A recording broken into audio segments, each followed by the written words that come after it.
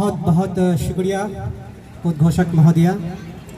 मंच पर विराजमान परम आदरणीय जिलाधिकारी श्री तुषार सिंगला जी का, मैं अपने इस जिला परिषद क्षेत्र में पहली बार उनका कदम जिले के अगर किसी धरती पर पड़ा है तो वो हमारे लौचा पंचायत के बैसा गांव पर पड़ा है। हम अपने जनता की ओर से आपका सब हम स्वागत करते हैं और हम सबको पता है कि पहली बार पहली घटना जिंदगी में कोई भी चीज़ों से उसे हमेशा याद रखी जाती है और हमें यकीन है कि हमारे आदरणीय जिला पदाधिकारी महोदय का जो आगमन यहाँ पर हुआ है, हमने जो उनका वेलकम किया है, निश्चित तौर पर वह हमें याद रखेंगे। और इस क्षेत्र की जो बाढ़ ग्रस्त इलाका है, जो बाढ़ से प्रभावित इलाका है, जो ग्रामीण क्षेत्र है, बहुत दूर हम लोग हैं जिला मुख्यालय से, हमें हमेशा याद रखेंगे और हमारी कठिनाइयाँ, हमारी दुख, हमारी दर्द को हमेशा सुनेंगे और सुनने का प्रयास करेंगे। मंच पर विराजमान अन्य अधिकारी, हमारे अधिकारीगण और हमारे जिला परिषद की चेयरमैन श्रीमती नुदरत महजबी जी,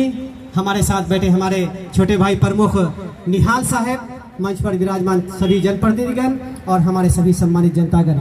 आज ये बात बताते हुए बहुत ही खुशी हो रही है कि जो कार्यक्रम है, जो योजनाओं की जानकारी है, हम सब तक पहुंचाने के लिए अक्सर लोग कुआं के पास जाते हैं अपनी प्यास बुझाने के लिए, लेकिन ये हमारे सरकार और हमारे जिला प्रशासन की ये हम धन्यवाद देते हैं कि आज कुआं प्यासा के पास आ गया है। इसके लिए हम अधिकारियों का, जिला प्रशासन का जोरदार ताली से उनका हम अभिनंदन करते हैं।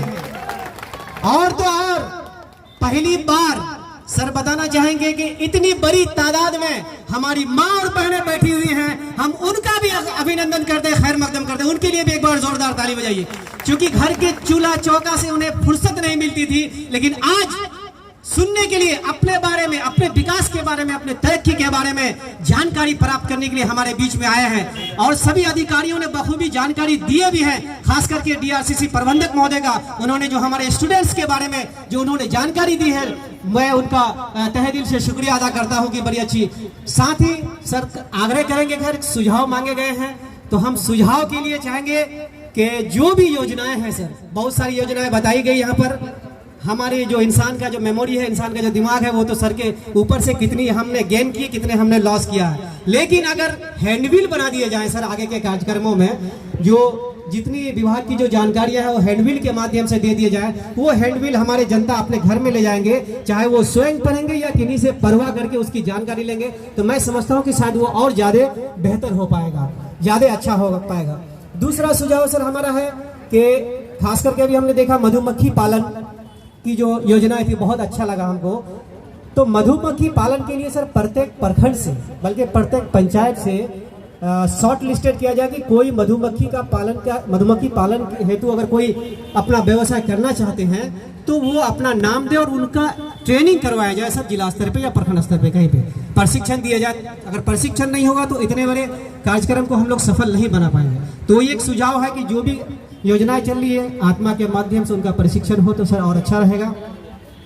और बहुत सारी, अब तो ये सुझाव था सर। दूसरा था एक जो मछली पालन है सर, मछली पालन के भी संबंध में खास करके हमारा जो इस इलाका है सर बहुत कम है, फ्लड रहता है तो लोग तालाब वगैरह नहीं खोते, जो कि जब बाढ़ आती है तो मछलियों को लेकर के वो फिर निकल जाते हैं। तो उससे बचाव के लिए अगर हम लोग मछली पालन करें, उसका व्यवसाय करें, तो उसमें क्या हो पाएगा कि हम अपने मछलियों को प्रोटेक्ट कर सके सर, उस संबंध में भी अगर ट्रेनिंग आयोजित की जाए, चाहे जिला स्तर पर या प्रखंड स्तर पर, मैं तो चाहूँगा कि प्रखंड स्तर पर हो तो ज़्यादा शायद बेहतर होगा, इसको कराया जाए तो और अच्छा होगा सर। दूसरी बात सर, हमारे यहाँ जो समस्या है सर, सबसे बड़ी समस्या ये जो लौचा पंचायत है, इसके बीच में कनकई नदी बहती है सर। इस पंचायत को दोनों तरफ से दो टुकड़े में बांट दिया है, जहाँ हमेशा सर हर साल बाढ़ में दर्जनों घर नदी में विलीन होते हैं सर। हमारे यहाँ सतमिरी है, बोचागारी है, यूनुसटोला है, महेशवतना है, खकाहाट है, उसी तरह से मुसल्ला, ये सब नदियों का एरिया है पूरा। यहाँ से अगर इधर हम चलेंगे तो नदियाँ मिलेंगी सर। तो हम लोग हर साल जूझते हैं, तो हमारा नदी कटाव से बचाव के लिए जो जल संसाधन विभाग की तरफ से अधिक योजनाएं हो पाए सर। दूसरी और जो हमारे यहाँ की जो समस्या है सर, जो बाढ़ आती है तो कनेक्टिविटी का बहुत बड़ी समस्या उत्पन्न होती है। खास करके जो प्रधानमंत्री सड़क है और जो मुख्यमंत्री सड़कें हैं वो अक्सर बाढ़ में टूट जाती हैं। कई बार पिछले दिनों तो काफ़ी तेज़ी से उनका जो रिस्टोरेशन का काम होता था, लेकिन इस बार अभी तक कई जगह में रिस्टोर नहीं हो पाया सर। जैसा कि निशंदरा जाने के लिए, मुसलडंगा जाने के लिए, खाली टोला जाने के लिए, महेशपटना जाने के लिए कई जगह में जो सड़कें जो है 200-200, 300-300 फीट जो नदी में बह गई है। हम चाहेंगे कि सर उसका कनेक्टिविटी दी जाए, ये आग्रह है सर। दूसरी एक बहुत बड़ी समस्या हमारे यहाँ पे है सर, बाढ़ग्रस्त होने के नाते हम लोग हमेशा बिजली से महरूम रह जाते हैं सर। आए दिन 2-3-4 घंटे जो है बिजली जो है ब्रेक डाउन हो जाती है। कभी फीडर का प्रॉब्लम हो जाता है, कभी जंपर का प्रॉब्लम होता है, इंसुलेटर कमजोर लगाए गए उनका प्रॉब्लम हो जाता है। तो बिजली की बहुत बड़ी समस्या हमारे यहाँ पर है सर, जो लाइट नहीं रह पाती है। तो हमारा आग्रह यह है सर कि बिजली की समस्या का निदान के लिए मेरा एक सुझाव है सर कि एक पावर हाउस सब स्टेशन अगर सर हमारे इस माने जोन में अगर दे दिया जाए, चाहे लौचा हो, झिंगागट्टा हो, तो जो 7-8 पंचायत का जो सेंटर पॉइंट है लौचा, अगर यहाँ पे कहीं पे अगर पावर हाउस बना दी जाए सर, तो मैं समझता हूँ कि जो बिजली की समस्या क्या चाहते हैं हम लोग। चलिए धन्यवाद आपका। तो ये समस्या सर दूर हो सकती है, इसके लिए हम आपके दिल में ये जगह बनाना चाहेंगे। दूसरी बात सर कि ये जो गांव बगल में हम लोग का है, जो कि यहाँ कार्यक्रम हो रहा है, तो इस गांव को लाभ भी होना चाहिए।